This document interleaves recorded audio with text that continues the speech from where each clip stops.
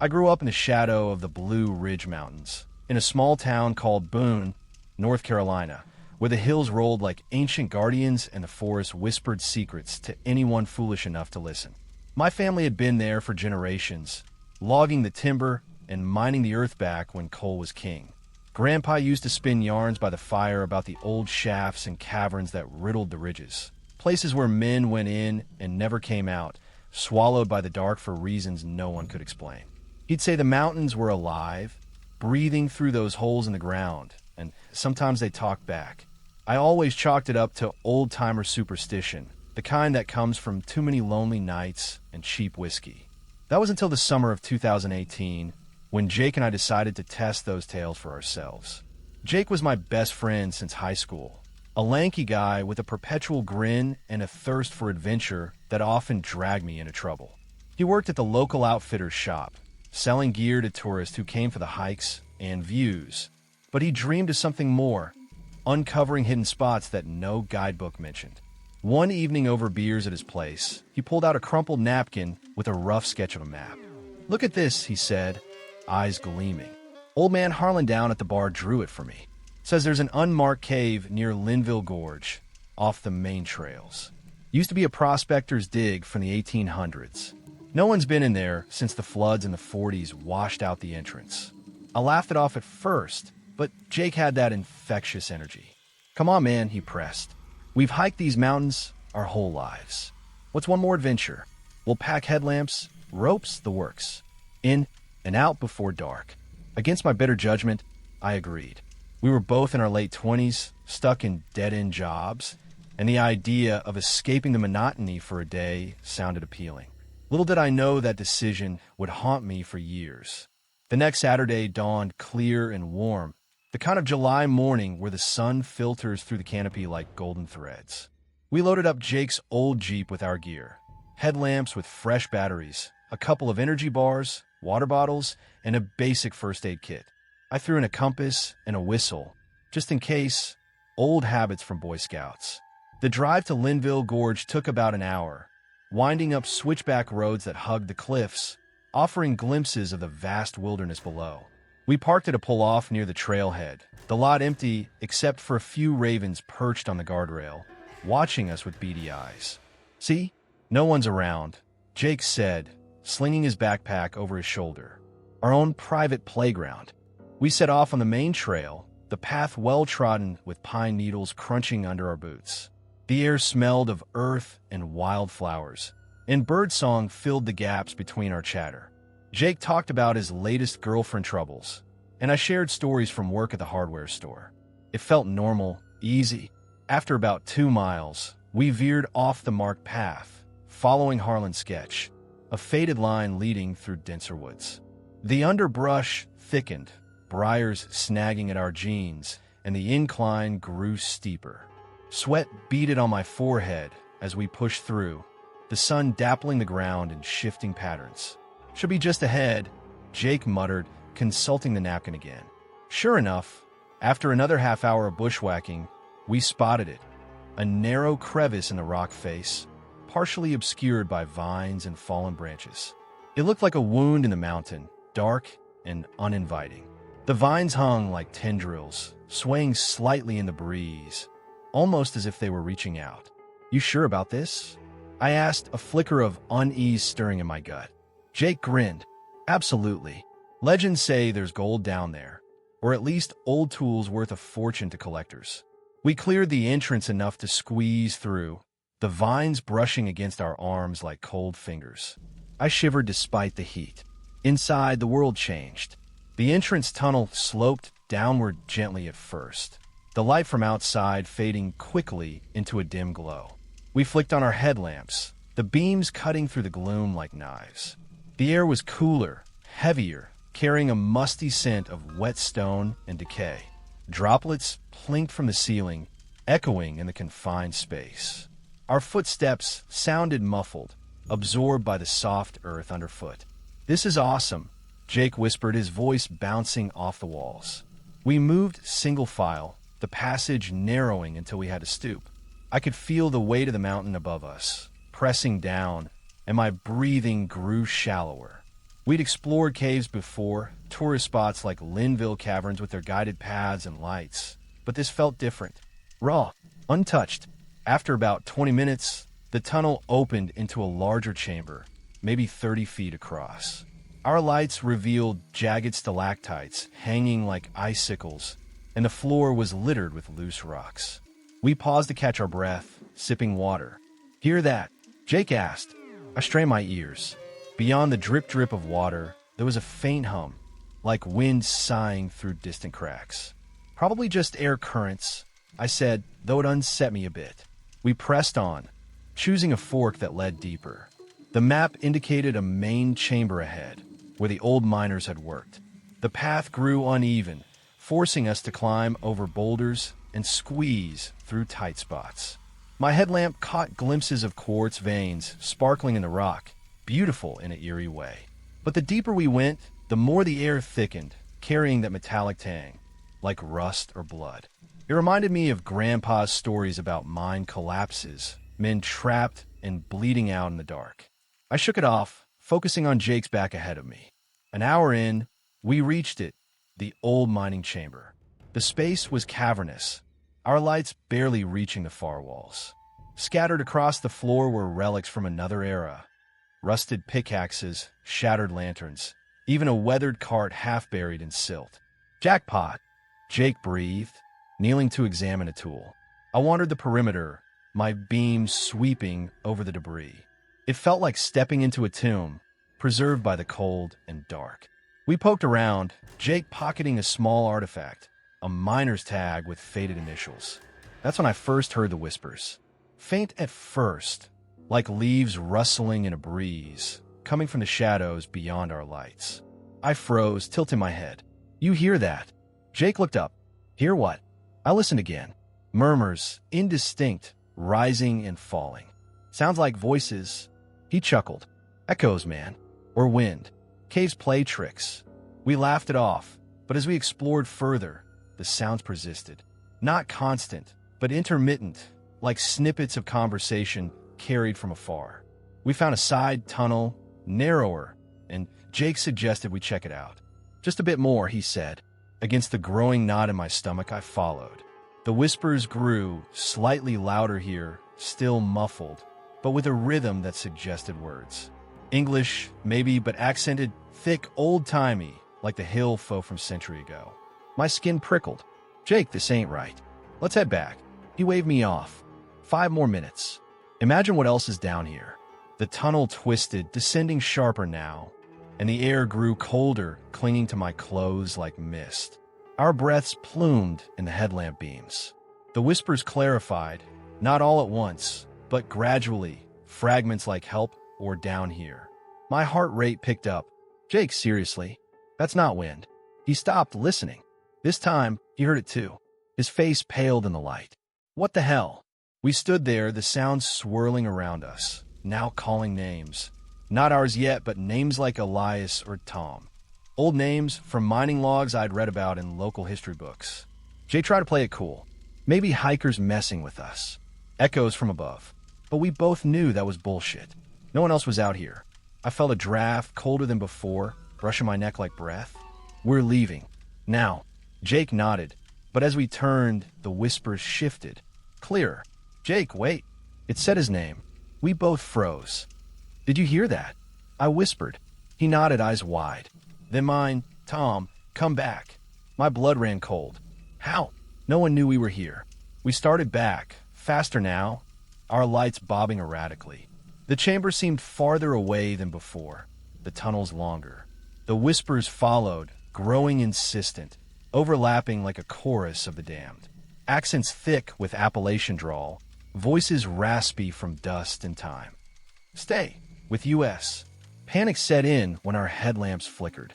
Mine dimmed first, then Jake's, plunging us into near darkness for seconds at a time. "Batteries!" Jake cursed, slapping his light. But they'd been new. In those brief blackouts, I saw them, or thought I did. Pale shapes against the walls, huddled forms, thin and ragged, like men in tattered overalls. Eyes reflecting the fading light, watching, silent but present. "Run!" I yelled. We scrambled, scraping knees on rocks, the whispers now a cacophony, pulling at our minds. Join us below. The entrance tunnel felt endless, vines clutching harder as we burst out into the fading afternoon sun. We collapsed on the ground, gasping, covered in dirt and sweat. The whispers stopped abruptly, like a door slamming shut. We didn't speak on a hike back or the drive home. Jay tried to joke about it later, over the phone. Probably just gas pockets or something. But his voice shook. That was 7 years ago. Jake moved away shortly after, to the city, claiming better opportunities. We lost touch. Me? I stayed in Boone, but I avoid the trails now. The mountains loom larger, more watchful. The nightmare started that first night.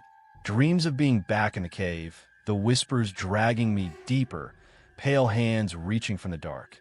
I'd wake sweating, heart pounding, straining to hear if they followed me into the waking world. For a while, it was just dreams. But lately, on quiet nights, when the wind sighs through the pines outside my window, I hear them again. Faint, insistent, call my name. Tom, come back. Not loud, but clear enough to make me question my sanity. I've researched those old mines, disappearances in the 1800s, collapses that buried men alive.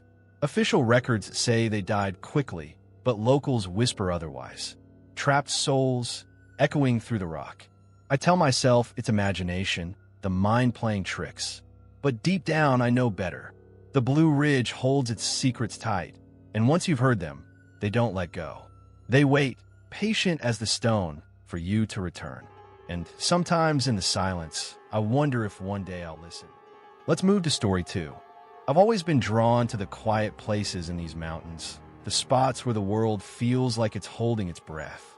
Growing up in a hollow near Boone, North Carolina, I spent my childhood wandering the Blue Ridge trails, mapping out forgotten paths that the tourists never touched. My pa was a ranger for 30 years, and he'd tell me stories about the land's hidden corners, caves that twisted like veins under the earth, swallowing up sounds and sometimes people.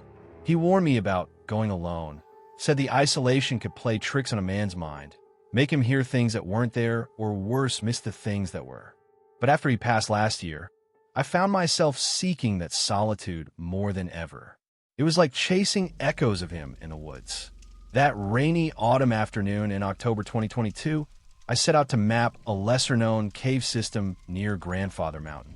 I'd overheard some old-timers at the diner talking about the Silent Hole, a fissure where echoes died and folks who ventured too deep came back changed, if they came back at all. They spun it like folklore, the kind of tale to scare kids around a campfire. But I figured it was just acoustics, some natural quirk of the rock. I was 34, fit from years of hiking, and I needed the distraction. Work at the mill had been grinding me down, and my marriage was fraying at the edges. A solo trip seemed like the cure. The drive up the winding roads was slick with rain, the wipers slapping a steady rhythm against the mist. Grandfather Mountain loomed ahead, its peak shrouded in low clouds, like it was brooding over the valley below.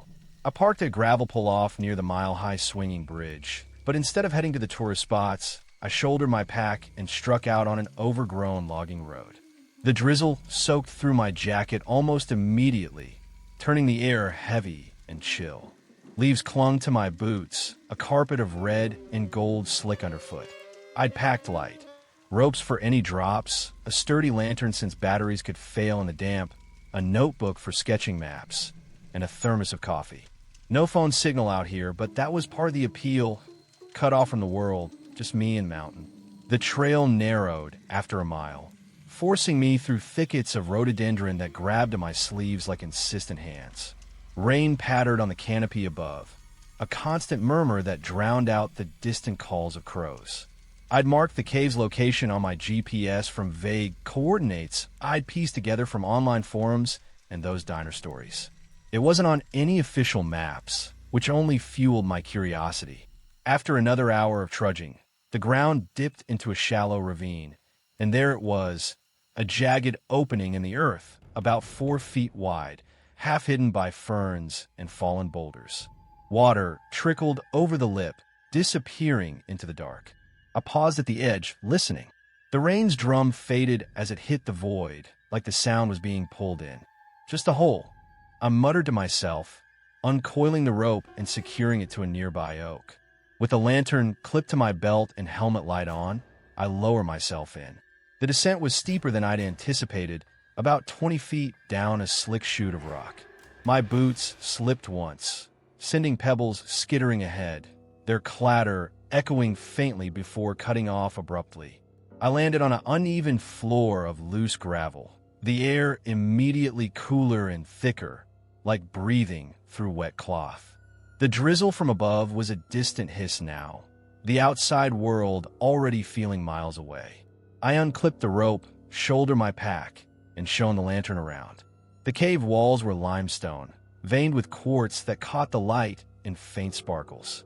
Moisture beaded everywhere, dripping in slow, irregular planks that reverberated down the passage. I called out a test hello, and it bounced back twice before fading.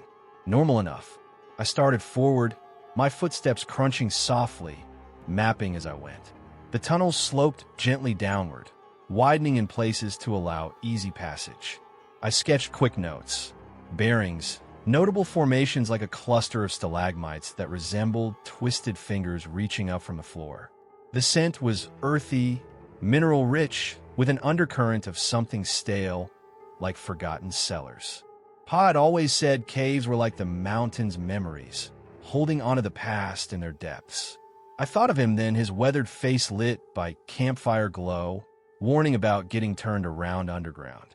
But I felt prepared, the solitude wrapping around me like a familiar blanket. Deeper in, the walls grew slicker, my hand trailing along them for balance. That's when I noticed the markings. Faint etchings carved into the stone, irregular and weathered. They looked hand-done, not natural cracks. Symbols maybe, crosses, circles, lines that could be arrows or warnings. Some resembled old Cherokee runes I'd seen in museums, but distorted, like whoever made them was in a hurry. Or scared. I paused to trace one with my finger, the rock cold and unyielding. Miners, probably, I whispered, my voice echoing back normally. The old-timers had mentioned prospectors from the 1800s poking around these parts for gold or gems. Folklore said some never left, driven mad by the isolation. I shook off the thought and pressed on, the passage narrowing to a squeeze that forced me to turn sideways. My pack scraped against the walls, dislodging flecks of stone. The drips grew sparser, the air heavier. I called out again, echo check, and waited. The sound traveled out and didn't come back. No rebound, no fade. Just gone. Swallowed. I tried again, louder, hello. Nothing. My own voice sounded flat, trapped in my throat. A prickle of unease crept up my spine. Caves could have dead zones, places where sound waves dissipated due to the shape or material. Rational explanations. But standing there in that pressing quiet, it felt wrong, like the cave had decided to stop listening. I should have turned back then. The rain above would have been a welcome roar. But curiosity, that damn fool's lure, pushed me forward. The tunnel opened abruptly into a vast chamber, the ceiling lost in shadow, even with my lantern raised high. The space was immense, maybe 100 feet across, the floor uneven with scattered rocks and pools of still water. The air here felt different, alive, almost pressing against my skin like an invisible current. No drips, no echoes, just a profound silence that made my ears ring with the absence. I stepped carefully, my boots making no sound on the damp floor, which only heightened the disorientation. It was like walking in a vacuum, every movement muffled. In the beam of my light, I spotted them, bones, scattered across a raised section of floor, pale and weathered, arranged in deliberate patterns. Not random debris. These were laid out in circles and lines, femurs crossed like warnings, skulls placed at intersections. Human-like, though some seemed too small or elongated, perhaps animal mixed in. But the arrangement, that was human work. Someone had placed them here, long ago or recently. My mind raced. Hikers? Rituals? Or just the cave's way of preserving the lost? I knelt closer, heart thudding in my chest. The only sound I could hear now, pounding in my ears. The bones were old, mossy in places but undisturbed. No tracks around them. Not even mine seemed to leave prints in the soft silt. That's when the hum started. Low at first, more vibration than sound, rumbling through the rock under my feet. It built slowly, resonating in my bones, like the mountain was groaning from deep within. I stood, sweeping the lantern around.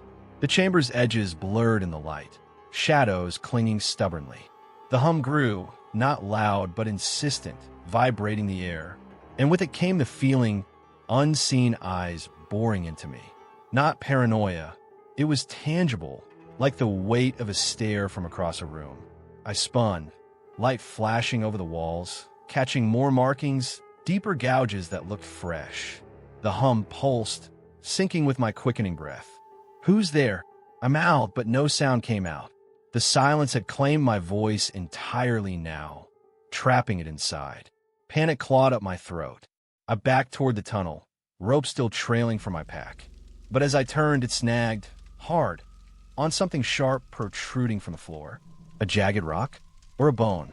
I tugged, the vibration intensifying, the hum now a low thrum that made my teeth ache. In the struggle, the lantern swung wildly, and in its arc, I glimpsed movement, a shadow shifting just beyond the light's reach. Elongated, humanoid, but hunched, slipping back into the dark as if it had been watching all along. Not a person, exactly, but something that moved with purpose. A trick of the light? Exhaustion? Or one of those lost souls the stories whispered about, feral from years in the depths. I yanked harder, the rope fraying slightly but coming free. I didn't look back, scrambling through the tight passage, the walls seeming to close in tighter than before. The hum followed, fading only as I climbed the chute, hands slipping on the wet rope. My breaths came in silent gasps, the world above pulling me up like a lifeline. I burst out into the rain, collapsing on the muddy ground, the downpour a deafening roar after the abyss. Sound returned in a rush, the patter on leaves, my own ragged breathing, the distant rumble of thunder. I lay there, soaked and trembling, staring at the sky as dusk crept in. The hike back to the truck was a blur, branches whipping my face, but I didn't stop until I was inside, doors locked, engine roaring down the mountain. That was 3 years ago. I never went back to map that cave, never told anyone the full story. Not my wife, not the rangers. They'd say it was cave fever, low oxygen playing tricks. And maybe it was. But the silence followed me home. It started small. Quiet moments at night where sounds muted, like the world dipping into that void.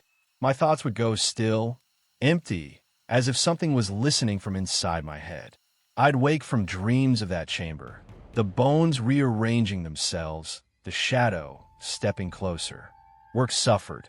I quit the mill, took a desk job in town, but the mountains still call from the window. On rainy afternoons, when the drizzle hits the roof just right, I feel that hum in my chest, and the silence creeps in, muting everything but the unspoken question. What was down there, watching?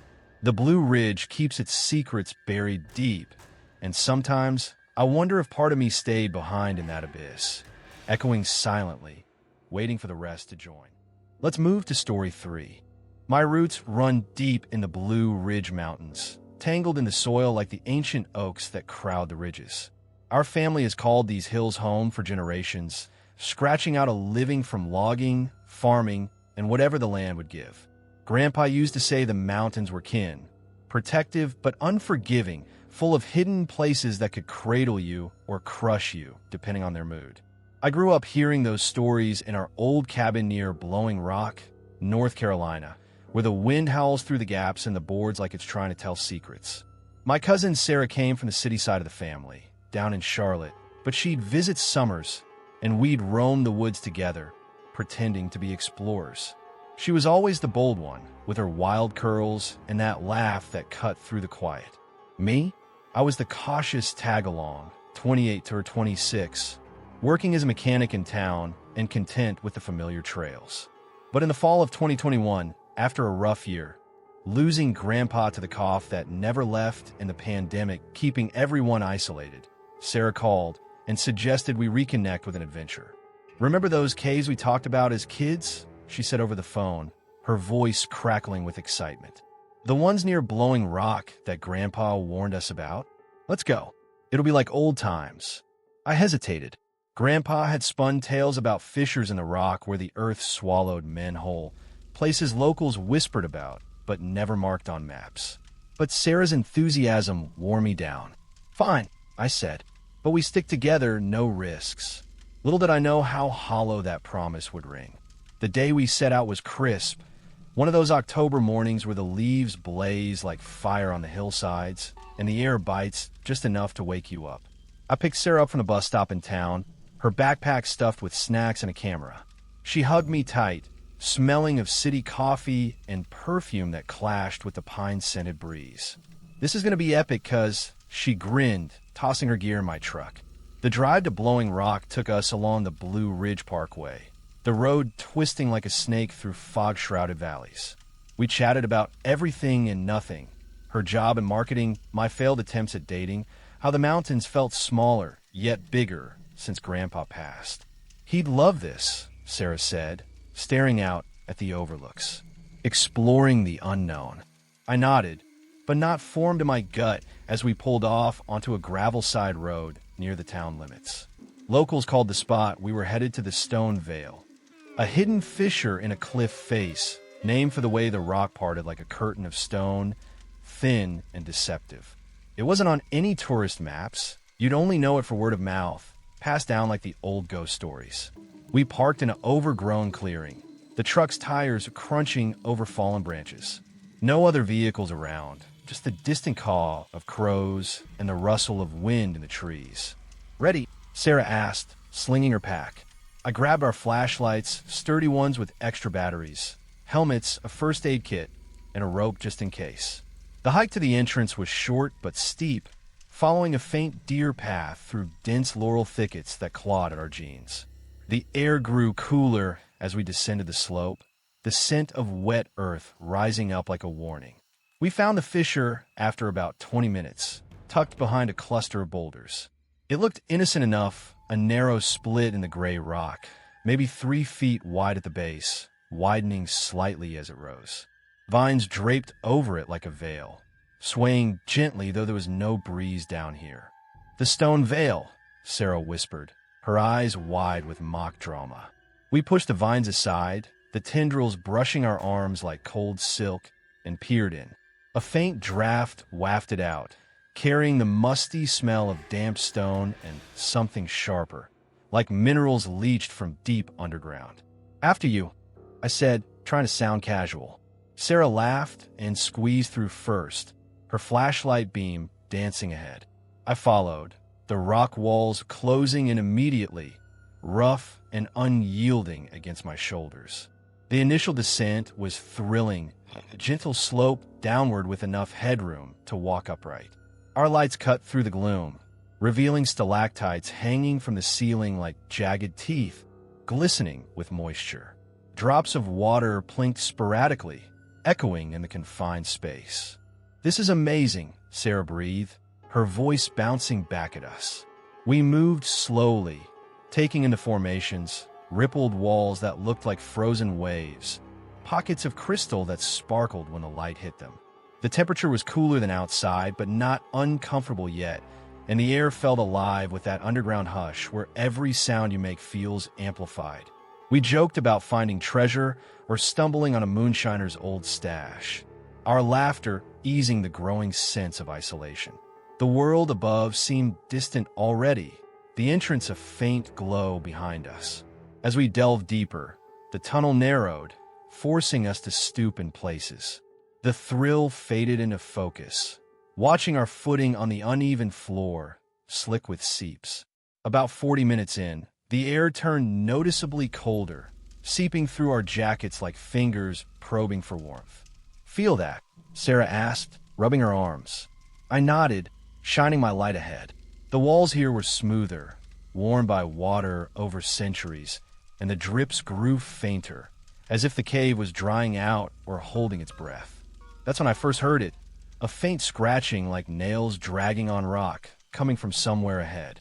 It was intermittent, not constant, but rhythmic enough to stand out. Scratch, pause, scratch, scratch. Bats? Sarah suggested, her tone light, but her eyes darting. We'd seen a few flitting near the entrance, but this sounded heavier, more deliberate. Probably, I said, though doubt nagged at me. Bats fluttered, they didn't scrape. We pressed on, the sound fading then returning, always just out of reach. The tunnel forked, and we chose the left branch, drawn by a wider opening that promised a chamber. The scratching persisted, echoing oddly now, as if bouncing from multiple directions.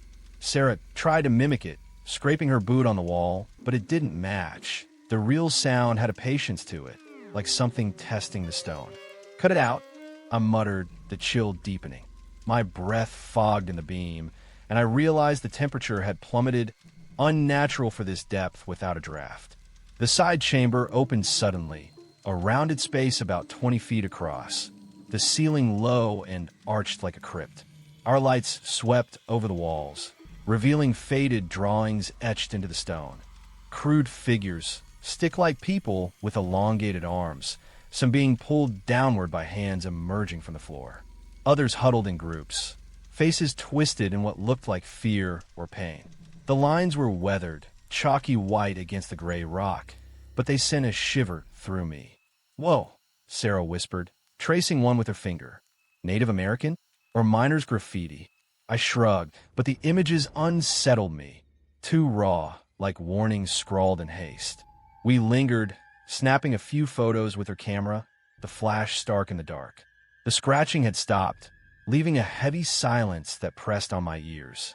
Then, as I panned my flashlight across the floor, it caught something in the mud. Footprints.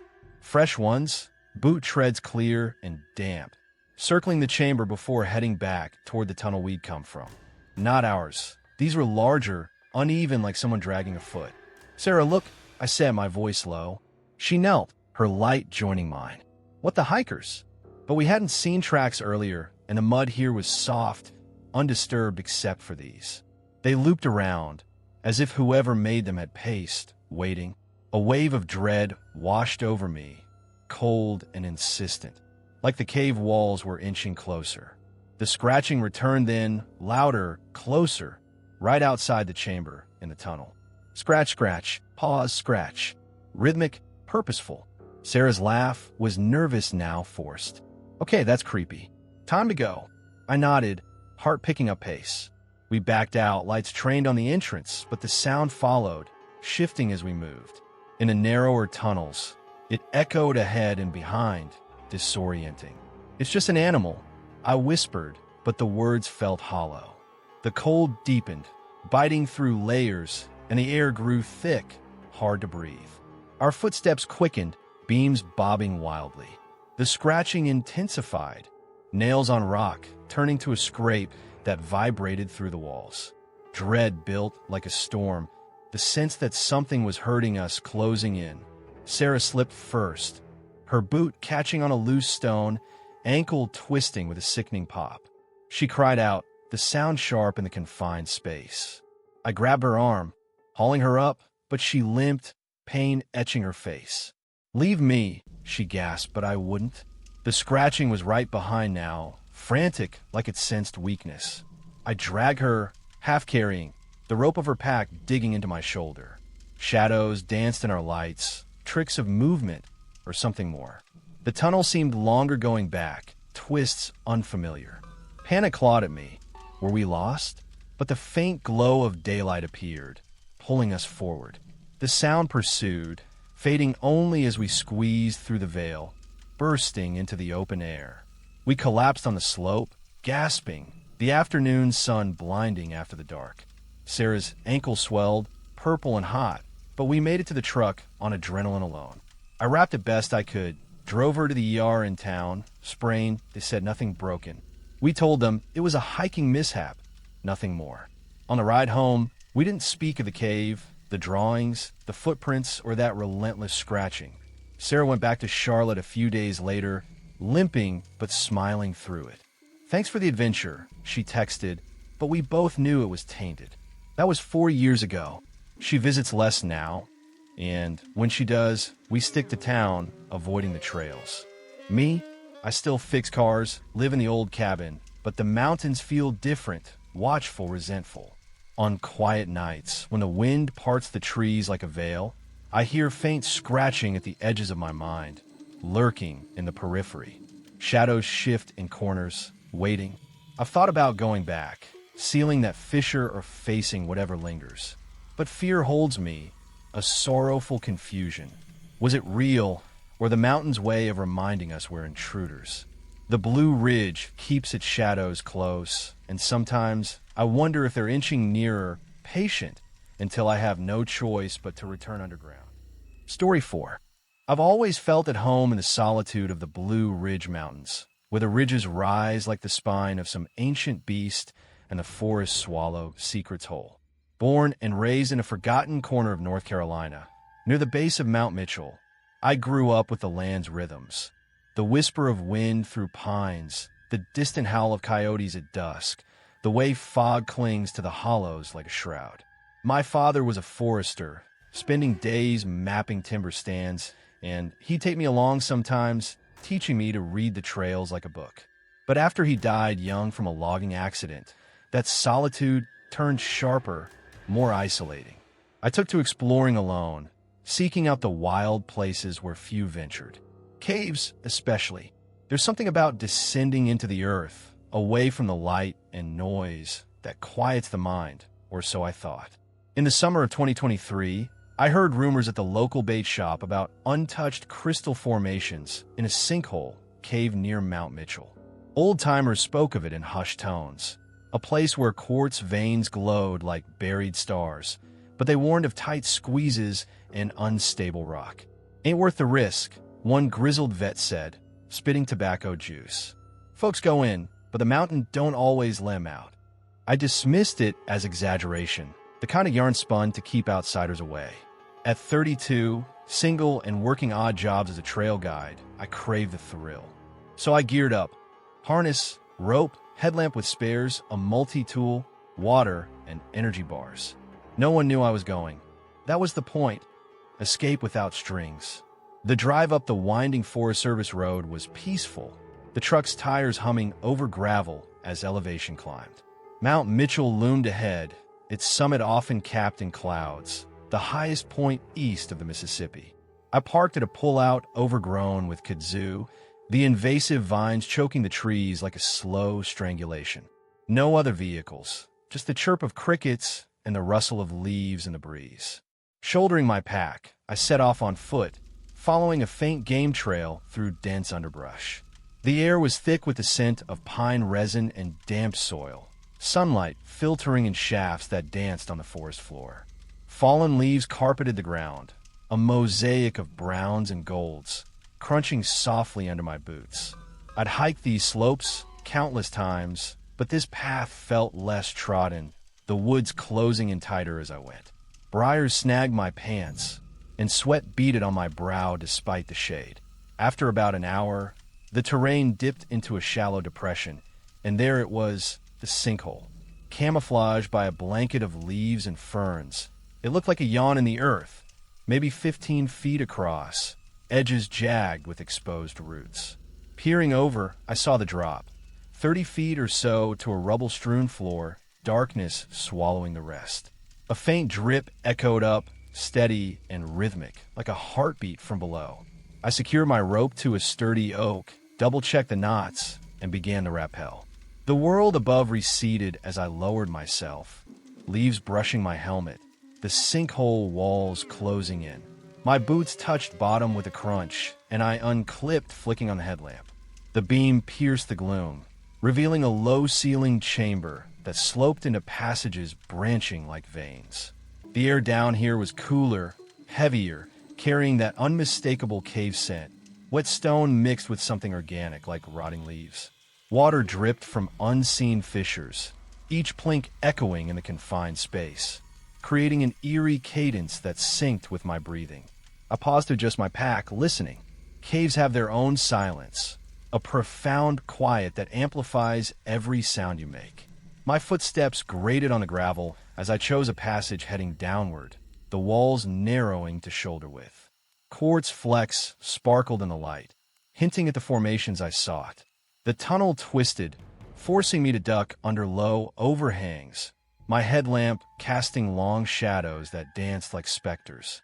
I'd explored other caves, commercial ones with paths and lights, but this felt primal, untouched. No graffiti, no discarded bottles, just the raw earth. Deeper in, the drips grew more insistent, a steady patter that filled the voids between my breaths. The passages labyrinthine, forking unpredictably, and I marked my way with chalk arrows, a habit from safer trips. The air turned mustier, the chill seeping through my jacket.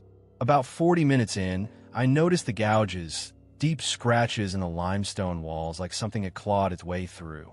Not tool marks. These were irregular, frantic, spaced like fingers. Animals? Bears didn't venture this deep, and the marks were too high for smaller critters. Unease stirred, but I pushed it down. Just erosion. I mutter, my voice flat in the close air. The rumors of crystals pull me on. The tunnel sloped steeper, water seeping in rivulets that made the floor slick. My boots slipped once, sending pebbles skittering ahead, their clatter fading into nothing. I entered a wider section, a sort of gallery where stalactites hung like icicles and the quartz veins thickened, shimmering faintly. Beautiful, but the drips here were slower, more deliberate, echoing in a rhythm that felled off, almost like labored breaths. I shook my head, attributing it to fatigue. Pressing further, the passage constricted again, leading to a low crawl space, maybe 2 feet high. I dropped to my belly, inching forward on elbows and knees, the rock pressing against my back like a weight. The air in here turned stale, oppressive, thick with that organic tang now stronger, like decay. My headlamp beam cut a narrow path, illuminating dust motes floating lazily. That's when I heard it, a soft, irregular breathing, not my own. It synced with the drips at first, masking itself, but as I paused, it separated. Inhale, exhale, ragged and wet. My skin prickled. Echoes.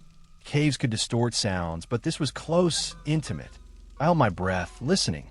It continued, faint but unmistakable, coming from ahead.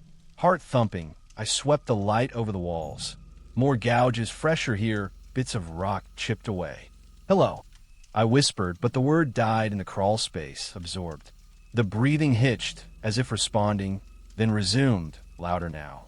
Panic flickered, but curiosity, damnable thing, urged me on.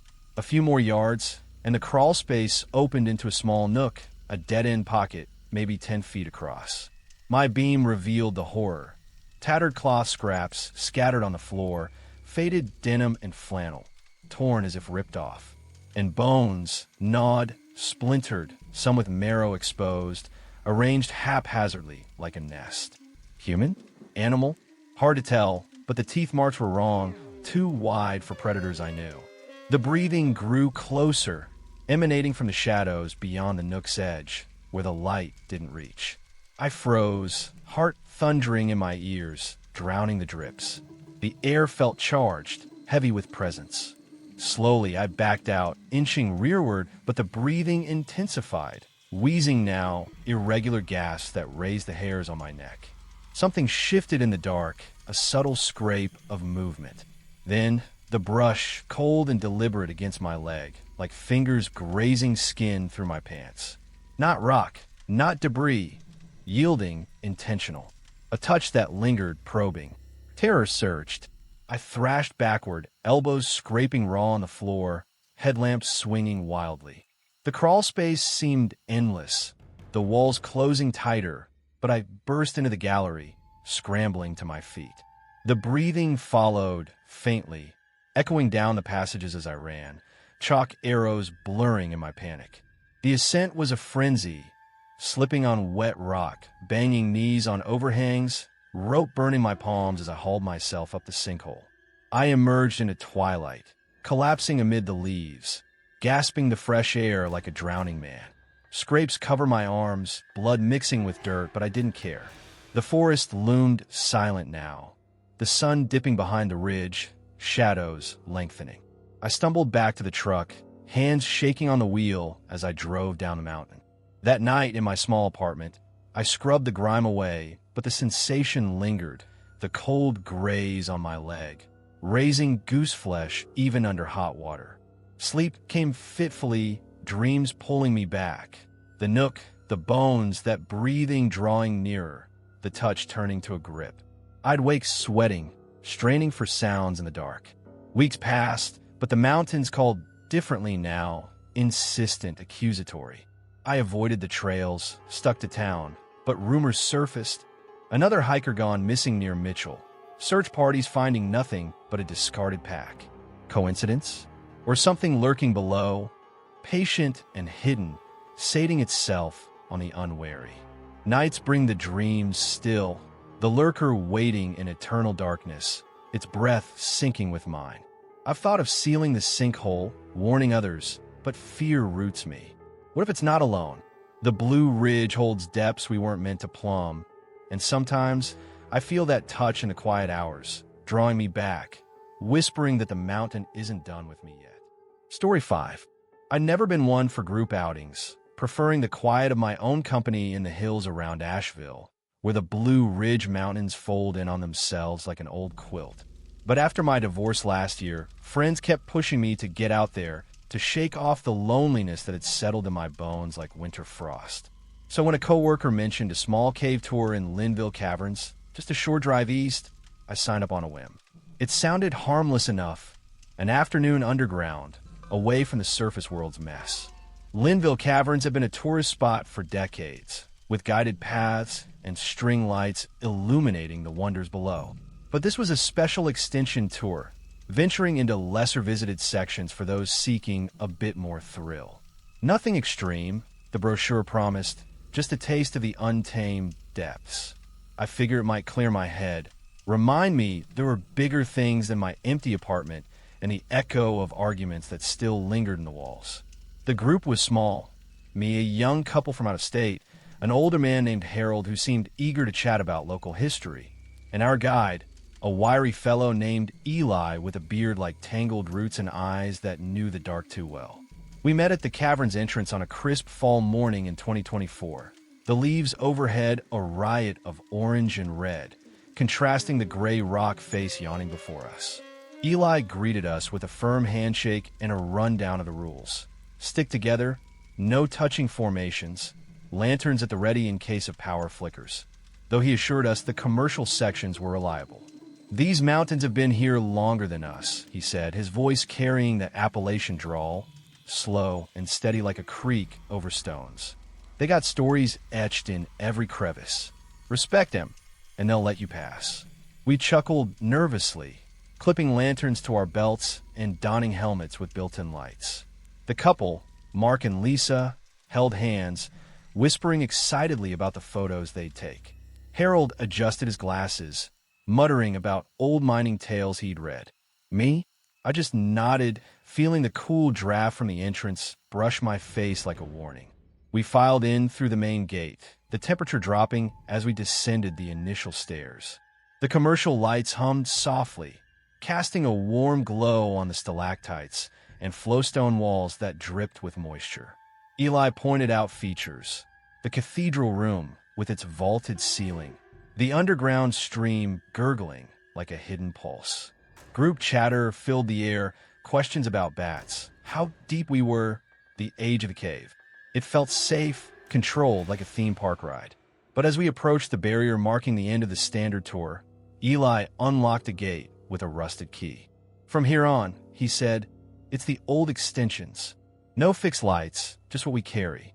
Stay close. The transition was subtle at first. The path narrowed, the ceiling lowering until we had to stoop in places.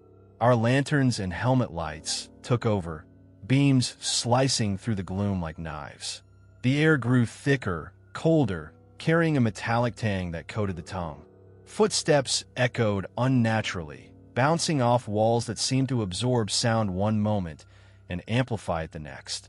Chatter faded as we focused on our footing, the floor uneven, slick with seeps that pooled in depressions. Eli led, his voice a low murmur sharing facts.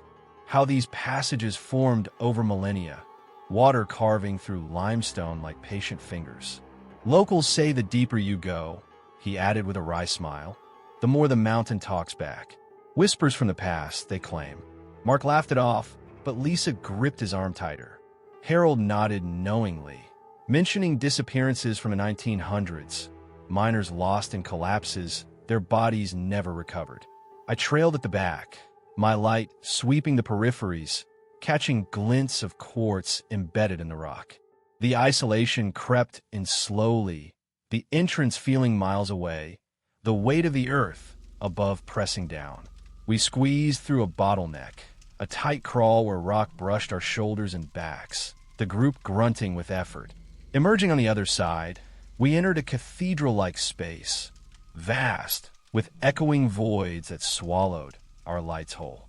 The ceiling soared unseen, and side tunnels branched off into blackness. "Welcome to the Abyss Room," Eli announced, his beam playing over massive columns of stone. "Biggest chamber in the extensions. Take a moment, folks." We spread out slightly, awe tempering our unease. The space was immense, the air still and heavy, like being inside a lung that had stopped breathing. Drips plinked from high above, distant and irregular, creating a rhythm that lulled. Lisa snapped photos, the flash stark and fleeting. Mark and Harold wandered to a formation resembling a frozen waterfall, their voices murmuring.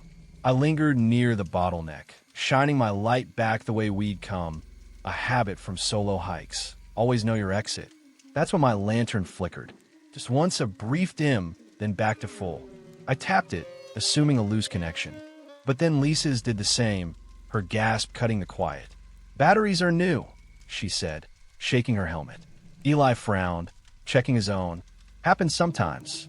Moisture plays havoc." We laughed uneasily, but as we regrouped, Harold's light waned, the beam thinning to a glow. One by one, they dimmed without reason. Fresh batteries that morning, spares in our packs. Panic simmered beneath the surface, voices rising. "What's going on? Eli, lead us out." The guide stayed calm, swapping batteries, but even those faltered. My own light joined the fade, the chamber plunging into intermittent darkness, our beams stuttering like dying stars. In the flickering glow, I saw them first, fleeting shapes on the periphery where light met shadow. Humanoid, but distorted, hunched forms that slipped away when I turned directly. Not clear, just impressions, elongated limbs, ragged outlines against the rock. Tricks of the eye, fatigue from a crawl. But Lisa whispered, "Did you see that?" Her voice trembling. Mark pulled her close, his light sweeping wildly. The shapes danced at the edges, vanishing under focus, but multiplying in the corners of vision. The dimming worsened, periods of near-total black stretching longer. Panic spread like wildfire, shouts overlapping, hands grasping for each other. Eli called for calm. "Link arms, follow my voice." But the darkness enveloped us, thick and absolute, muffling sounds. That's when the whispers rose. Not from the group, but from the walls themselves, faint murmurs, indistinct at first, like wind through cracks. They grew clearer, murmuring names: Elias, come back. Old names, forgotten ones from mining logs I'd skimmed online before the trip. Harold, one hissed, and the old man whimpered. Not our imaginations. We all heard them, overlapping in raspy Appalachian accents, pulling at our minds. "Stay, with US." The air grew colder, pressing in, the whispers circling like predators. We huddled blindly, arms linked in a chain, navigating back toward the bottleneck. Eli at the front, his voice a beacon. "Left here, watch the drop." But the chamber seemed larger, disorienting, the whispers disorienting further, calling directions that contradicted, sowing doubt. Steps faltered on uneven ground, someone stumbling. Harold lagged, his breaths labored, grip slipping from my hand. "Wait," he croaked. "I hear my wife." She was long dead, he'd mentioned earlier. We urged him on, but his cries cut short. A sharp intake, then silence. "Harold!" Eli shouted, but no response. The whispers swelled, triumphant. names blending into a chorus. Terror propelled us, crawling through the bottleneck in pitch black, rocks scraping skin, elbows banging. Lights sporadically flared, enough to glimpse the path, but the shapes pursued at the fringes, closer now. Lisa sobbed, Mark cursing under his breath. The ascent blurred into desperation, hands guiding along walls, the cold seeping deeper. Whispers followed, fading only as faint commercial lights appeared ahead. We burst through the gate, collapsing in the lit chamber, gasping like surface divers. Eli counted heads. Me, Mark, Lisa, Harold gone. Rescuers came quickly, alerted by Eli's radio. They searched for hours, then days, combing the extensions with dogs and lights that held steady. Nothing. No body, no signs of a fall or collapse. Authorities called it an accident. Disorientation in the dark, perhaps a hidden crevice swallowing him whole. Heart failure, they speculated, body wedged somewhere unreachable. We gave statements, shell-shocked, omitting the whispers and shapes. Who'd believe? Mark and Lisa left town soon after, faces haunted. Eli quit guiding, last I heard, retreating to a cabin up the ridge. Me? I stayed in Asheville, but the mountains loomed different now. Oppressive, watchful. Sleep evades me, nights filled with dreams of that endless dark, lights fading to reveal those distorted forms reaching out. Whispers creep in the quiet hours, murmuring my name, faint but insistent. I've avoided caves since, sticking to surface trails, but the pull lingers, a sorrowful confusion. Was Harold taken, or did he choose to stay? The Blue Ridge harbors ancients in its depths, dwellers in the dark claiming strays. And sometimes in the silence, I wonder if they're calling me next, patient, waiting for my light to fade. Story 6. I've lived my whole life in the shadow of the Blue Ridge Mountains in a small town called Weaverville, just north of Asheville, where the ridges rise sharp and unforgiving, cloaked in mist that clings like regret. My folks were simple people. Dad worked the lumber mills until his back gave out. Mom tended a garden that fought the rocky soil every season. Me, I took after my uncle, a scavenger of sorts, always poking into the forgotten corners of these hills for bits of history.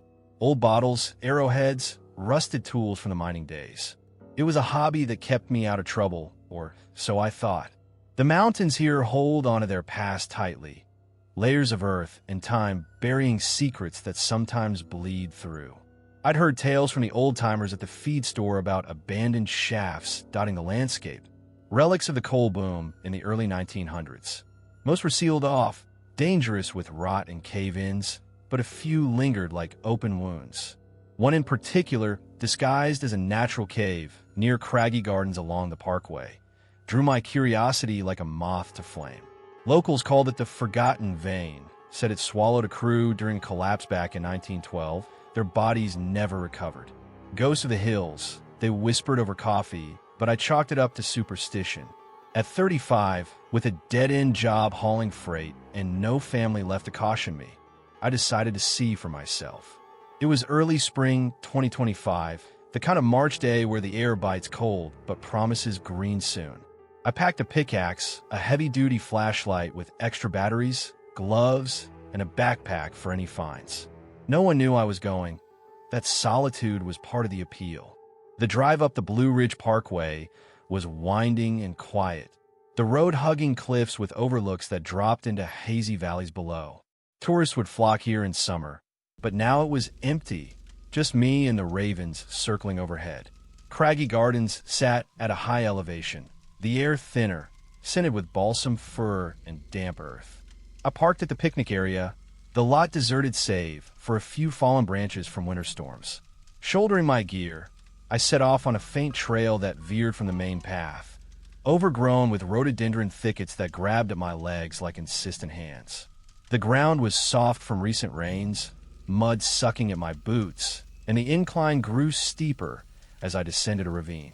Wind sighed through the trees, carrying the distant rumble of stream. I'd scouted the location from old maps online, topo lines hinting at the shaft's mouth, hidden behind a rock outcrop. After about 40 minutes of bushwhacking, sweat trickling down my back despite the chill, I found it. a narrow opening in the hillside, partially collapsed with boulders and vines, looking more like a cave than a man-made tunnel. Timbers framed the entrance, weathered and splintered, but still holding. A faint draft wafted out, cool and musty, like breath from a grave. I paused, shining my flashlight in. The beam revealed a sloping floor scattered with debris, walls braced with more rotting wood. Just an old hole, I muttered to myself, stepping inside. The outside world dimmed immediately, the entrance a fading circle of gray light behind me. The tunnel sloped downward gently at first, the ceiling high enough to walk upright, though I had to watch for low spots. My flashlight cut a bright path, illuminating graffiti from decades past, initials carved in the wood, dates from the 50s.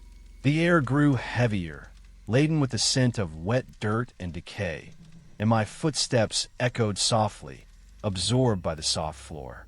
Water dripped from cracks overhead, plinking in irregular rhythms that filled the silence. I'd explored ruins before, abandoned barns, old homesteads, but this felt different, more intimate, like intruding on a sleeping giant. The walls were reinforced with timbers every few yards, creaking faintly under some invisible pressure, as if the mountain was shifting in its slumber. I pressed on, the slope steepening, forcing me to brace against the sides. Loose rocks skittered underfoot, and the light revealed veins of coal streaking the rock, black and glistening. About 20 minutes in, the tunnel leveled into a wider section, perhaps a staging area from the old days. Rusted rails lay half-buried in silt and scattered tools. A broken shovel, a lantern frame, hinted at hasty abandonment. Excitement stirred. This was prime scavenging ground. I set down my pack, kneeling to sift through the debris, pocketing a miner's tag etched with faded numbers. The creaks grew louder here, timbers groaning like old bones, but I dismissed it as settling, the earth adjusting to my presence. Deeper still, the air turned colder, clinging to my skin through my jacket. The flashlight beam caught more details, scratches on the walls, perhaps from picks or desperate hands. The tunnel narrowed again, and I spotted a collapsed section ahead, a pile of rubble blocking half the passage. Curiosity piqued. Collapses often hid the best relics, preserved from looters. I wedged my pick into the debris, leveraging rocks aside with grunts of effort. Dust billowed, choking the air, and I coughed, waving it away. The work was slow, methodical, the pick clanging against stone in echoes that reverberated down the shaft. After about an hour, sweat soaking my shirt, I unearthed it, a locked box, rusted but intact, half buried in the silt. It was metal, about the size of a shoebox, with a padlock corroded shut. My heart raced. This could be payroll records, personal effects, something valuable. I pried the lock with the pick, the metal giving way with a snap. Inside, protected by oilcloth, were yellowed letters bundled with twine. I sat back against the wall, flashlight propped, and unfolded the top one. The handwriting was spidery, dated 1912. To my dearest Mary, the shift went bad today. Roof's unstable, but foreman pushes on. Pray for us. Another. Trapped now, air thin. Voices fading. Tell the boys I love him. They described the cave-in. Timbers failing, darkness closing in, men scratching signals on the walls. A chill set in, not from the draft, but deeper, like ice in my veins. The air grew heavier, pressing down, and the drip slowed to a hush. That's when the knocks started. Faint at first, like pebbles tapping from behind the walls. Not pause, knock, knock. I froze, letter in hand, straining to listen. Settling rock, I told myself. Minds shift all the time. But it persisted, rhythmic, almost Morse-like. 3 short, 3 long, repeating. SOS? My mind flashed to the letters. Trapped workers signaling for help. Imagination. I whispered, but my voice sounded small, swallowed by the dark. I pocketed 1 letter, a memento, and repacked the box, burying it loosely. The knocks intensified, louder, desperate, echoing from multiple directions, as if hands pounded from within the earth. The timbers groaned in response. dust sifting from the ceiling like fine snow. Panic flickered. Was the shaft unstable? I grabbed my pack, flashlight beam jittering as I backtracked. The slope felt steeper going up, lungs burning, the knocks pursuing like footsteps. A timber cracked overhead, showering more dust, and I ran, scraping arms on walls, the entrance light a distant pinprick. Bursting out into daylight, I collapsed on the grass, gasping, the mountain looming silent above. That was 9 months ago. I framed the letter, hung it in my living room as a curiosity, but the knocks followed me home.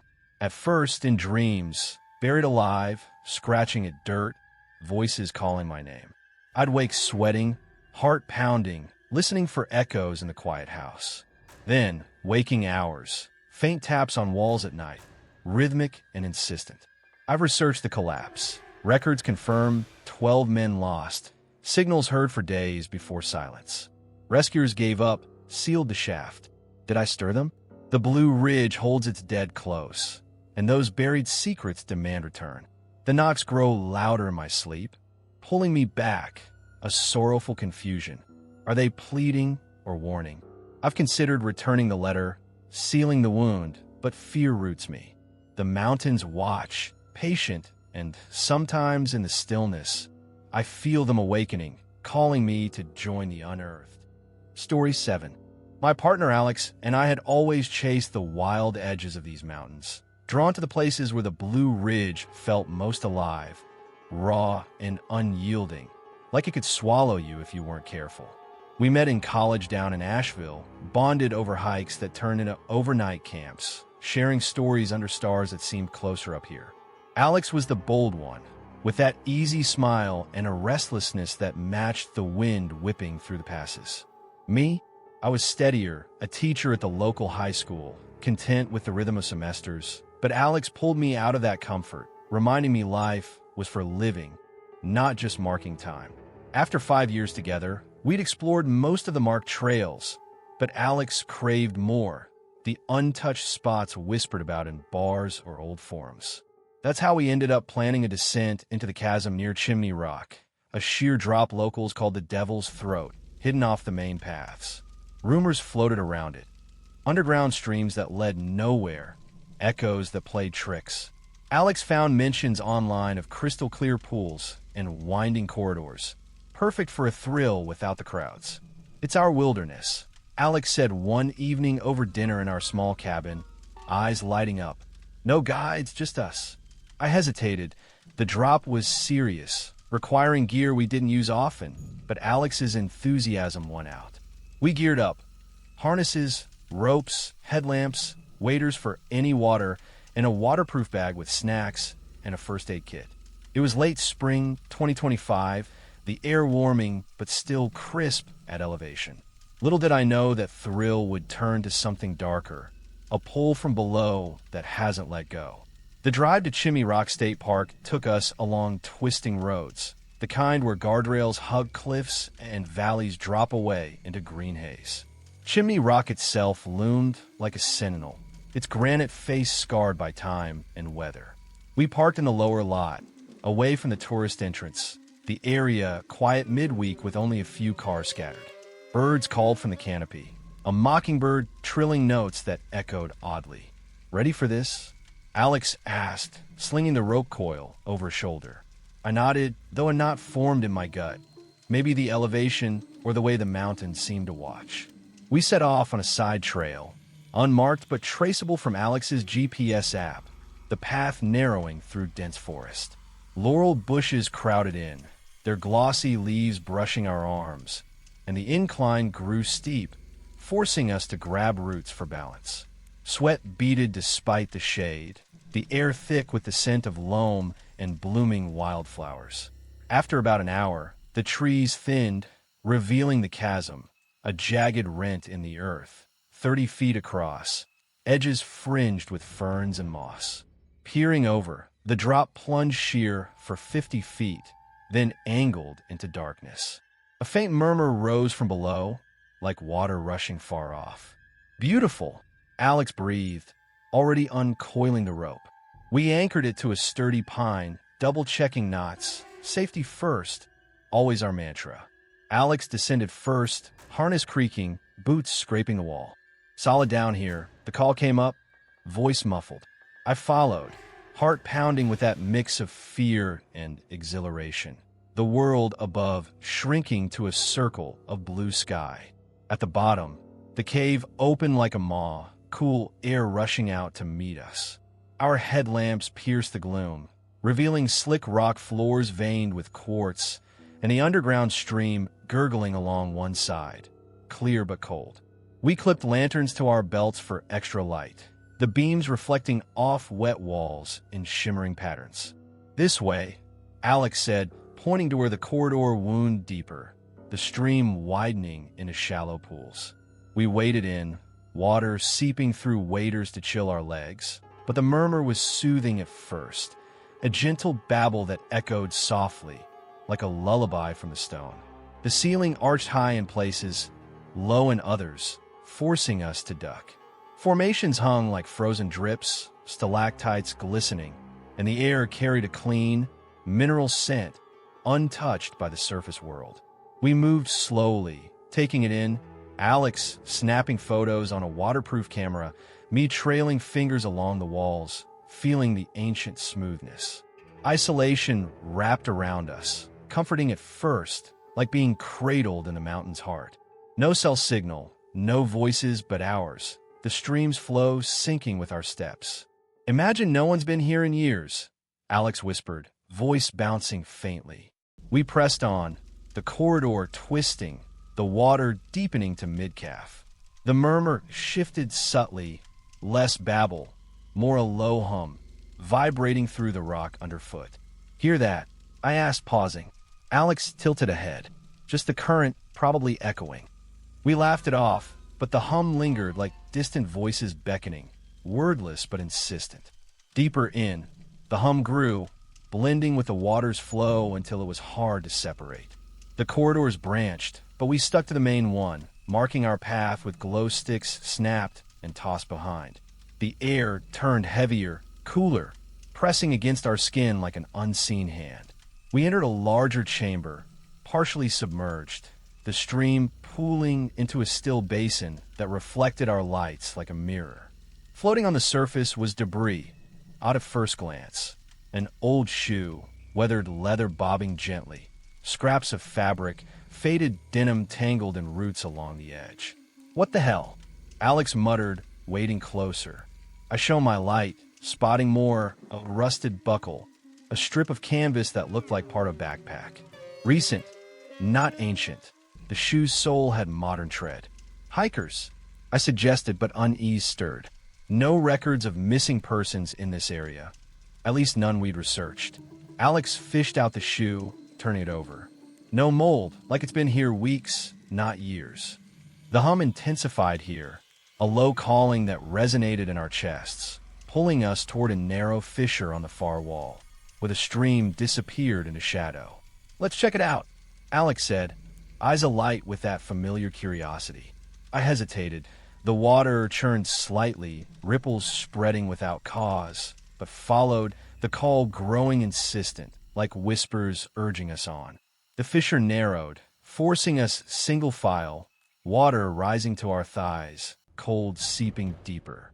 The hum morphed, clearer now, like voices overlapping in a murmur, beckoning from the dark. Our lights bobbed, casting eerie shadows that danced on the walls. This feels off, I said, voice tight. Alex glanced back. Just acoustics. Caves play tricks. But the pull was tangible, a subtle current tugging at our legs, drawing us in. We emerged into another submerged chamber, smaller, the ceiling low and oppressive. The water here was still, debris floating thicker, more fabrics, a broken flashlight casing, items that screamed recent loss. The hum swelled, vibrating the air, and I felt in my bones a silent call that bypassed ears, urging deeper. Alex pointed to a side crevice, narrow and dark. Look there. We approached, lights trained. Peering in, my beam reflected off something. Eyes wide and unblinking, staring back from the depths. Not animal, too human-like, pale and fixed, multiple pairs shifting slightly. Terror hit like ice water. "What is that?" Alex whispered, but the eyes held, unyielding. The water churned unnaturally behind us, bubbles rising as if something stirred below. "Go!" I yelled, turning. We retreated in panic, splashing through the fissure, the hum turning to a roar in our heads, the current fighting us now, pulling back. The corridors blurred in our flight, glow sticks guiding haphazardly. Water surged, rising fast, as if the stream awakened. Alex slipped once, going under briefly, but I hauled up, our breaths ragged. The call pursued, insistent, like hands grasping from the deep. We reached the base of the drop, clipping into the rope. "You first," Alex insisted, helping me start the climb. Hands raw on the line, I ascended, glancing down. Alex beginning to follow, harness taut. Halfway up, a groan echoed from below, the water roiling. "Alex," I called, but the response was muffled. Reaching the top, I collapsed, yelling down. No answer. The rope went slack. Peering over, harness empty, swinging loose. "Alex!" Panic clawed my throat. I rappelled back, searching the base. Nothing, just the stream flowing calm again, debris gone. Climbed out in frenzy, driving to the ranger station, babbling about the accident. Rescuers came, pros with gear and dogs, descending multiple times. No trace, no body, no signs of struggle. Currents could have pulled under, they said, faces grim. Searches stretched days, headlines in local papers. Hiker lost in Chasm incident. Authorities ruled it a tragic mishap, flash surge, or disorientation. I nodded through interviews, omitting the eyes, the call. Who'd believe? Friends offered sympathy, but solitude returned sharper, the cabin echoing with absence. That was 7 months ago. Windy nights bring it back. The silent call, urging from the ridges, patient and eternal. Dreams pull me to the chasm, eyes waiting in the deep. I've avoided the trails, but the mountains whisper, drawing me. Confusion lingers. Was it real, or the wild's cruel trick? The Blue Ridge claims its own, and sometimes I fear Alex waits below, calling me to join. Story 8. The Blue Ridge Mountains have always felt like home to me, more than any house or town ever could. I was raised in a little hollow outside of Waynesville, North Carolina, where the ridges of Mount Pisgah rise up like the backbone of the world, ancient and unmovable. My mama used to say the mountains were alive, that they breathed slow and deep, and if you listened close enough on quiet nights, you could hear their heartbeat in the wind through the pines. I thought it was just pretty talk, the kind folks say to make sense of living in a place so vast and indifferent. But after everything that happened, I'm not so sure anymore. I've spent most of my 41 years wandering these hills, hiking, fishing, sometimes just sitting on a ridge watching the fog roll like tide. Caves, though, they've always called to me strongest. There's something about slipping into the earth, leaving the sky behind, that makes a person feel small in the right way. In the fall of 2024, I heard whispers at the general store about a system of caves near Mount Pisgah, vein-like passages laced with quartz that glowed faint in the dark. Old-timers claimed it was untouched, that the light down there wasn't electric, but something older, something the mountain made itself. They spoke of it with lowered voices, like naming it too loud might wake it. I should have listened to the warning in their eyes, but curiosity has always been my weakness. I told no one where I was going, not my sister in town, not the few friends I still had. Solitude was the point. It was a crisp October morning when I set out, the kind where the air smells sharp with fallen leaves and wood smoke from distant chimneys. I drove the Forest Heritage Scenic Byway until the pavement gave way to gravel, then parked in an unmarked pull-off where the rhododendrons grew thick and wild. My pack was light, headlamp with spare batteries, a handheld lantern, rope, gloves, water, a few protein bars, and a small notebook for sketching anything worth remembering. The trailhead wasn't really a trail, just a faint indentation in the underbrush that locals knew to follow if they were foolish enough. I pushed through laurel thickets that clawed at my jacket, the ground soft and springy underfoot from years of leaf fall. Sunlight filtered through the canopy in thin golden shafts, but the deeper I went, the more the forest closed in, sounds muting until all I heard was my own breathing and the occasional drip of dew from leaves. After an hour, the terrain dipped sharply into a ravine, and there it was, the entrance. Not a grand arch, but a narrow slit in the rock face, moisture weeping from the edges like slow tears. Vines draped over it, and the air that wafted out was cool and heavy, carrying a faint mineral tang. I hesitated at the threshold, that old familiar thrill mixing with something quieter, unease, maybe, but I come this far. I clicked on my headlamp and stepped inside. The passage was tighter than I expected, the walls slick with condensation, curving gently downward like a vein burrowing into flesh. Moisture pulsed from the rock in steady drips, collecting in shallow depressions that reflected my light back at me. The air felt intimate here, almost invasive, as if I were walking through something living. My footsteps echoed softly at first, then less so as the tunnel narrowed, forcing me to turn sideways in places. The quartz veins began almost immediately, thin threads at first, catching my beam and throwing it back in pale glimmers. Beautiful but strange, like glowing blood beneath skin. I moved slowly, savoring the solitude, the way the mountain enveloped me completely. No wind, no bird song, just the steady drip-drip and my own pulse in my ears. Deeper in, the passages branched, but I followed the widest one, drawn by the increasing shimmer of quartz. The walls here were ridged and folded, resembling arteries more than stone, and the moisture seemed to throb faintly, as if pushed by some distant pressure. I told myself it was groundwater, nothing more, but the sensation of being inside something vast and organic grew with every step. My solitary trek felt less like exploration and more like intrusion, as though the cave tolerated my presence but didn't welcome it. The temperature dropped steadily, the chills seeping through my layers until I could see my breath in the headlamp beam. The quartz thickened, veins widening into ribbons that pulsed with faint light. Natural phosphorescence, I reasoned, from minerals trapped long ago. But the glow cast odd shadows, illuminating formations that twisted unnaturally. Stalagmites bent like limbs frozen mid-reach, flowstone draperies that resembled sagging flesh. I paused to sketch one in my notebook, the drip of water, now a rhythmic counterpoint to my breathing. That's when I first noticed the vibration, a subtle hum through the soles of my boots, syncing with my pulse in a way that unsettled me deeply. It wasn't loud, just a low thrum, like a heartbeat far below. I pressed a hand to the wall. The rock was cool, but the vibration traveled up my arm, matching the rhythm in my chest. Coincidence, I thought, shaking it off. Caves resonate. Sound waves, pressure changes. I pressed on, the passage opening into smaller chambers connected by tight squeezes. In one, the quartz glowed brighter, bathing everything in an eerie blue-white light that made my headlamp seem unnecessary.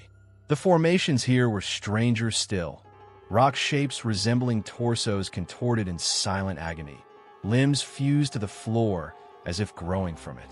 I felt watched, though I knew that was foolish. Alone, miles underground, with only stone for company. The central cavity appeared without warning.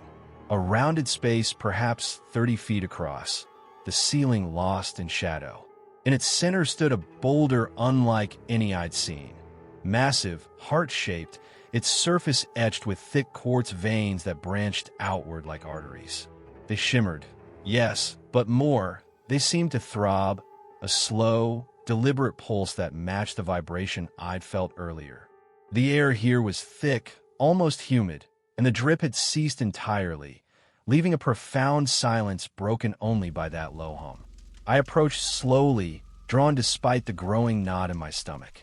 The boulder's veins glowed brighter as I neared, casting the chamber in a rhythmic light, bright dim, like a heartbeat. I reached out, gloved fingers brushing the surface.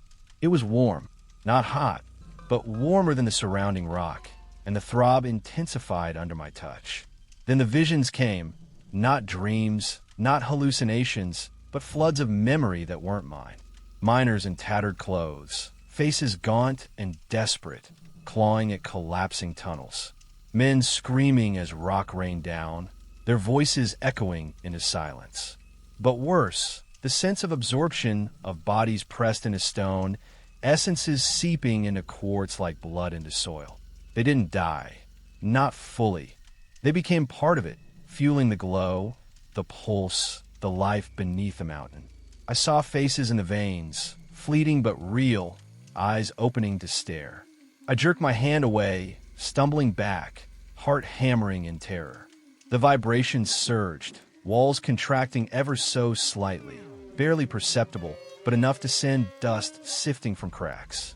The boulder's veins throbbed faster, syncing perfectly with my racing pulse, as if trying to match it to draw me in.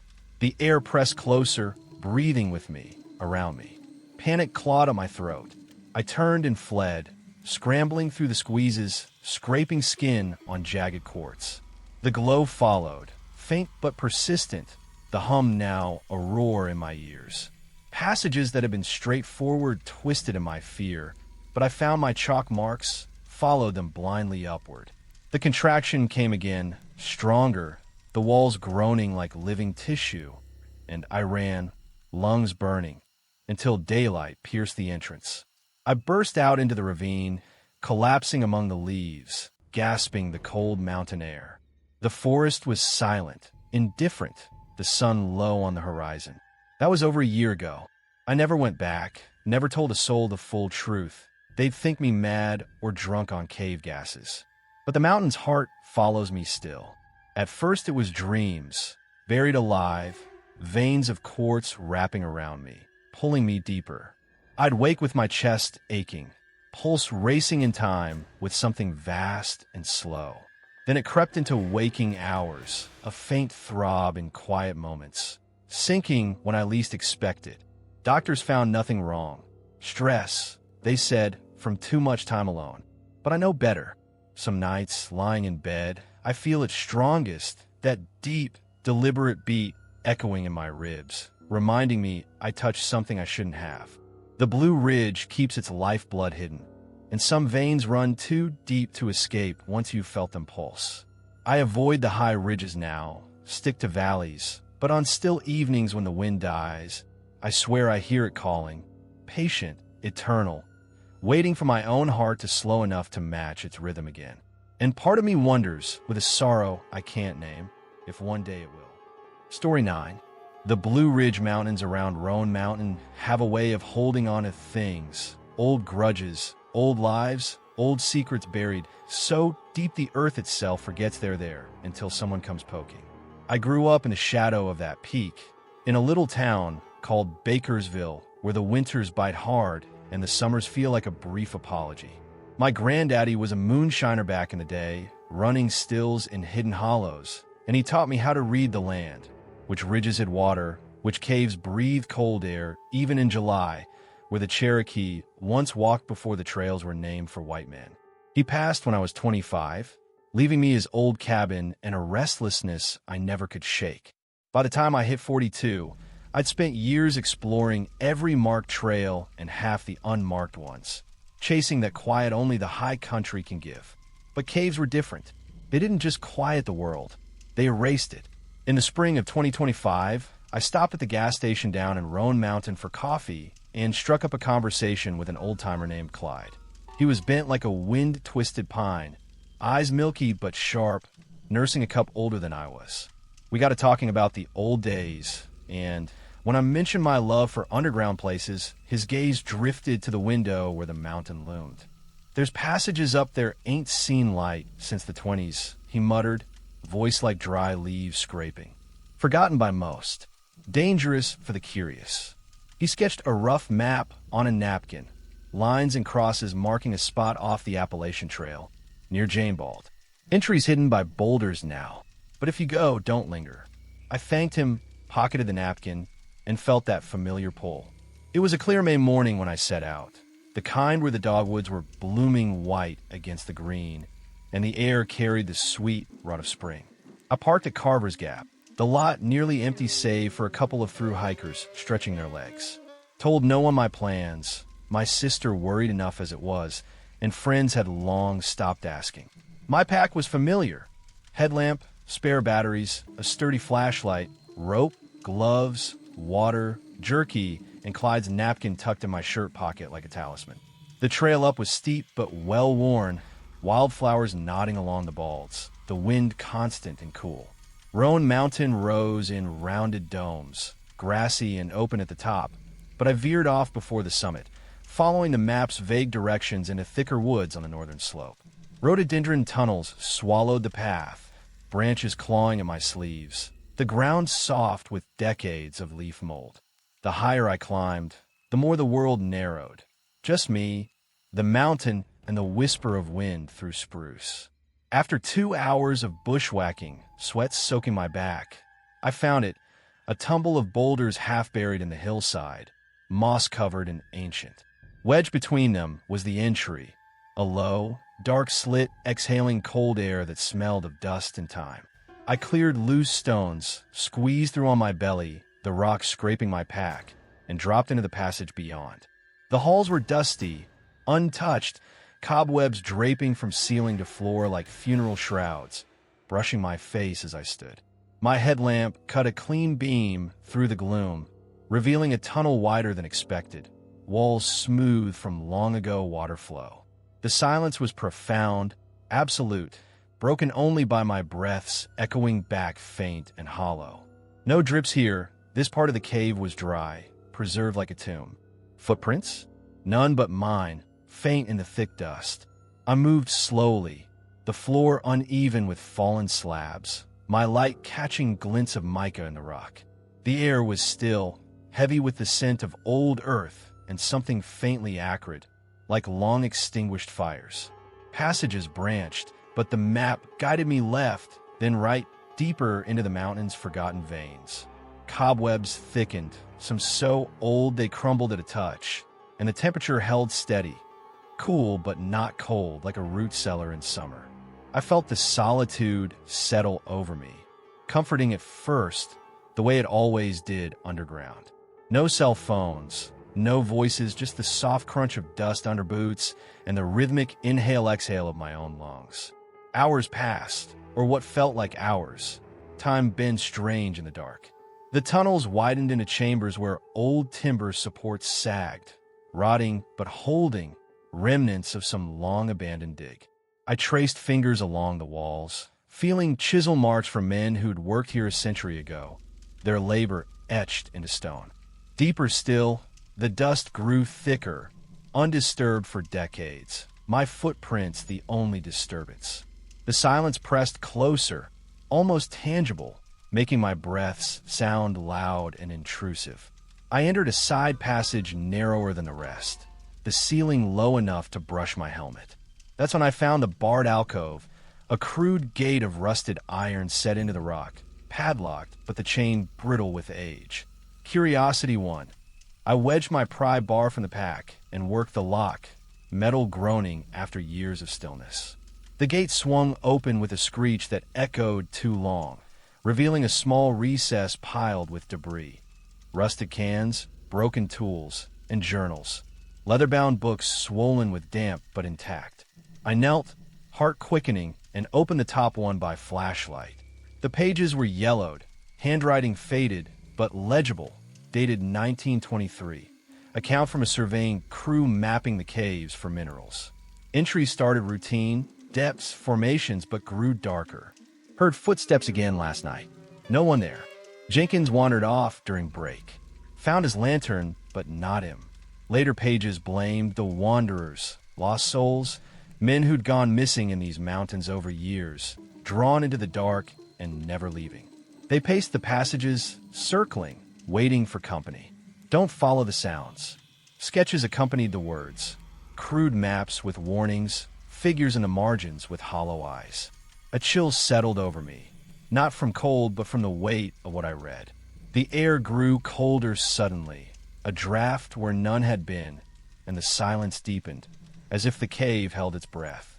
I should have closed the journal then, backed out, left it all undisturbed. But I read on, flipping pages by dim light, the entries growing frantic toward the end. They're closer. Footsteps circling the camp. We leave tomorrow. The last page was smeared, ink blurred as if by tears or haste. If you find this, don't linger. The wanderers seek the living to replace the lost. My hands trembled slightly. The stories were too specific, too raw. Then I heard it, footsteps, soft and deliberate, padding on dust just beyond my light. I froze, beam sweeping the alcove. Nothing, just shadows clinging to walls. But the steps continued, circling slowly from the passage I'd come through, faint but unmistakable, bare feet on stone, a dragging shuffle like someone weary or injured. "Hello," I called, voice cracking in the silence. No answer, only the steps pausing, then resuming, closer now. The air turned icy, breath fogging in my light, and shadows lengthened unnaturally, stretching across the floor like reaching fingers. No one else was there. I'd seen no signs, no fresh dust disturbed, but the circling persisted, patient, as if waiting for me to move. Panic rose slow, like cold water seeping up my legs. I shoved the journal back, slammed the gate, but the footsteps quickened, multiple now, overlapping in a soft chorus. I fled the alcove, beam jittering as I ran, the passages twisting back the way I'd come, or so I thought. The footsteps followed, not hurried but steady, always at the edge of hearing, circling when I paused. The tunnel seemed to shift, familiar turns leading to dead ends. My chalk marks faint or missing. Disorientation set in, heart pounding, the silence between steps heavier than sound. Cobwebs tore across my face like cold fingers, and the cold deepened, biting through clothes. I stumbled into chambers I didn't recognize, walls closing tighter, the dust now scuffed with prints that weren't mine, bare, elongated, circling patterns. The Wanderers. The name echoed in my mind from the journal, terror building as the steps drew nearer, soft breaths joining the shuffle. I ran blindly, scraping knees on rock, until faint daylight appeared ahead, the entrance boulders a welcome sight. Bursting out, I collapsed in the ravine, gasping sunlight, the forest alive with birdsong that felt mocking after the silence. That was 8 months ago. I burned Clyde's napkin, avoided the highballs, told myself it was imagination fueled by those old writings, cave fever, low oxygen.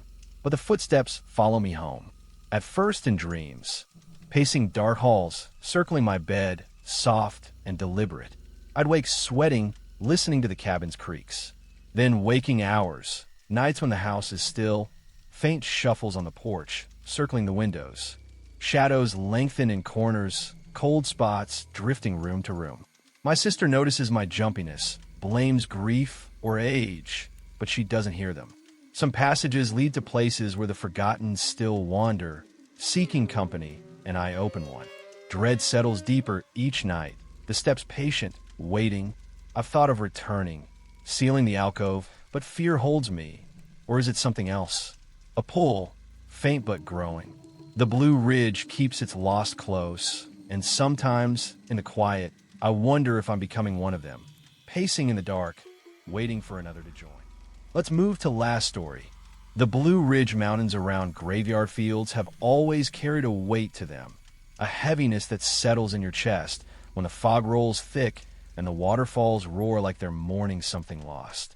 I was born and raised in the valleys below, in a small community near Looking Glass Rock where folks still speak in that slow mountain drawl and keep their doors unlocked, but their stories close.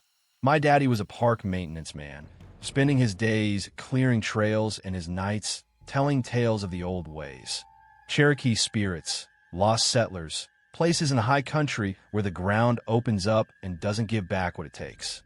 Graveyard Fields got its name from the stumps left after a great fire and flood, but locals whisper it's more than that. Graves unmarked, souls restless, an abyss that calls to the foolhardy. I never put much stock in it, not really. At 39, I'd become the type who chased thrills to outrun the quiet. The divorce that left me rattling around an empty cabin, the job at the mill that ground away at my patience. Friends from town, what few remained, dare me one night over beers at the tavern. Bet you won't go down the devil's drop alone. That's what they called it, That sinkhole chasm off the Graveyard Fields trail, a bottomless mall locals avoided. Rope in, touch the ledge, rope out. Easy money. The dare was stupid, $20 and bragging rights, but the pull was stronger than sense. I needed to prove something, maybe to them, maybe to myself. So I agreed. It was a foggy June morning in 2025 when I set out, the kind where the mist clings to the pines and the parkway feels like driving through clouds. I parked at the Graveyard Fields, overlook, the lot empty except for a lone raven perched on the sign, watching me with eyes too knowing. Told no one the full plan. My ex would have worried. My buddies thought it was just a hike. My gear was solid. Climbing harness, 200 feet of static rope, carabiners, ascenders, helmet with headlamp, gloves, and a GoPro strapped to my chest for proof. The trail down to the fields was familiar, boardwalks slick with dew, the Yellowstone prong rushing below like it was hurrying away from something. Wildflowers bloomed defiant along the path, but the air felt charged, heavier than usual. I veered off trail after the second falls, pushing through dense brush where the ground rose toward the higher balds. The chasm wasn't marked, of course. Finding it meant knowing the signs. A cluster of twisted laurel, a depression where no trees grew. After an hour of scrambling, sweat mixing with mist on my skin, there was a ragged hole in the earth, 50 feet across, edges crumbling into void. Fog swirled inside, and a faint draft rose, cool and whispering. Peering over, the drop was sheer at first, then angling into darkness that swallowed my light. No bottom visible, just endless fall. I anchored the rope to a stout oak upslope, tested the knots twice, heart already picking up. In and out, I muttered, clipping in. The dare echoed in my mind. Touch the ledge, prove it. I rappelled over the edge, the world above fading to a gray circle. The descent was slow, controlled, boots walking the wall as rope paid out. Rock face was slick with moss and seeps, the air growing colder, thicker, carrying that deep earth smell of minerals and decay. My headlamp pierced the gloom, beam dancing on jagged protrusions, but the void below remained black, absolute. Whispers started faint, almost imagined. Wind through cracks, I told myself, or the rope creaking. But they carried promises, discovery, secrets, come closer, soft, overlapping, like distant voices on a bad radio. I shook it off, focusing on the rhythm. Lower, break, lower. 50 feet down, the wall angled inward, forming a narrow ledge perhaps 10 feet wide, a platform suspended over nothing. I touched down, unclipping carefully, knees trembling from adrenaline. The whispers clarified here, swirling around me. Welcome, you've come. Please now, raspy and urgent. Voices of men and women, accents old and faded like the mountains themselves. Those who'd fallen or jumped or been pulled, trapped in endless drop, gripping at any lifeline. The platform was etched with carvings, spiraling patterns, hypnotic swirls that drew the eye inward, ancient and deliberate, worn smooth by time or touch. Cherokee? Older? I traced one with gloved fingers, the rock warm unnaturally, the whispers swelling in response. See, understand, join. Panic flickered, but curiosity held. Proof for the dare, footage for the camera. I knelt, filming the carvings, the void yawning beside me. The pleas grew insistent, gripping my mind like fingers at the edges of thought. Help us, pull us up, don't leave. Names mingled. Elijah, Mary, voices from centuries past, lost to the abyss. The air pressed closer, heavy with presence, the whispers pulling its sanity, urging a step closer to the edge. Then the tug, sudden, sharp on the rope, still clipped to my harness as backup. Not wind, not slack, a deliberate yank downward, as if hands clutched from below, testing, pulling. The rope went taut, dragging me toward the drop. I grabbed it, heart slamming, another tug harder, nearly yanking me off balance. No, I yelled, voice echoing into nothing. Hands from the void, pale, desperate, gripping the line. Terror surged. I fumbled for my knife, sawing at the rope in frenzy, fibers parting as tugs intensified, the whispers turning to wails, "Stay." With US, the line severed, whipping into the dark. I scrambled back, clipping to a rock outcrop I'd spotted, climbing blindly upward, hands raw on a new anchor line I prepared. The wall scraped skin, breaths ragged, whispers pursuing. "Return. Fall with us." Emerging over the lip, I collapsed in the mud, scarred and shaking. Rope ends frayed like claws had torn them. The forest was silent, fog lifting to reveal the sun high overhead. I stumbled back to the truck, hands bleeding, mind reeling. Showed the footage to my buddies that night. Blurry carvings, static whispers they claimed were wind. Collected my $20, but the dare felt hollow. That was 6 months ago. The abyss's grip lingers, whispers pulling its sanity in quiet moments. Dreams drag me back. Endless fall, hands reaching, voices pleading my name. I've avoided the parkway, stuck to town, but windy nights bring them clearest. Promises from the void, urging return. Doctors say anxiety, prescribe pills I don't take. But the pull grows, a sorrowful confusion. Were they real, those lost souls, or the mountain's cruel echo? The Blue Ridge claims it's fallen, and sometimes, staring into dark places, wells, ravines, my own reflection, I feel the tug again, patient, eternal. Waiting for the day, I answer the call, step over the edge, join them in the depths where they wait in endless fall.